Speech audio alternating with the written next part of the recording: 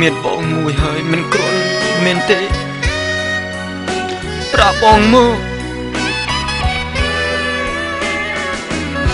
នឹកឡ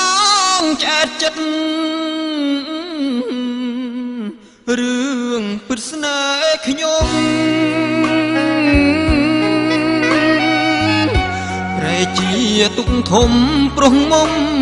ក្បត់ចិត្តភ្លេចគ្រាទឹកខ្មុំក្នុងឆាកជីវិត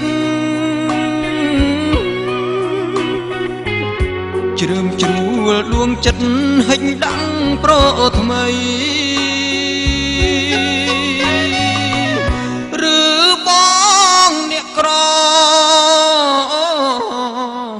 មិនសមនឹងស្រី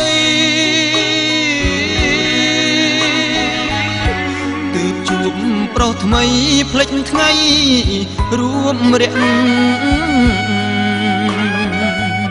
តែងខ្លួនស្អាតបាតដើម្បីទាញទាក់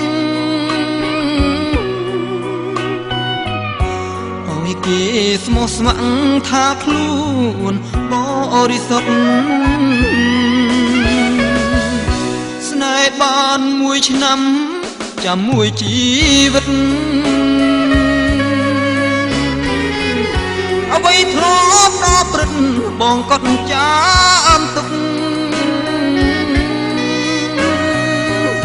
ចាប់ពីថ្ងៃនេះតទៅថ្ងៃមុខរីជីកុំបត់បងព្រួតបើយ៉ាងណាអរគុណឲ្យក្មួយខ្លួនអក្រមុំមិនដេចខំកាឡៃ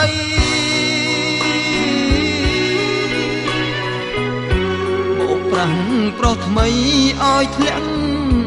រនដៅឬគេខ្វាក់នេដើរវងវែងផ្លូវបានមកជួបពៅជាផ្កាអស់ក្លិន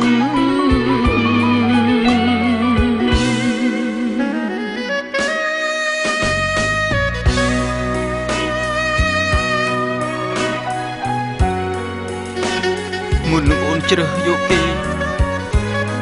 សូមអូនស្ដាប់បទចម្រៀងនេះឲ្យចប់សិនបានទេ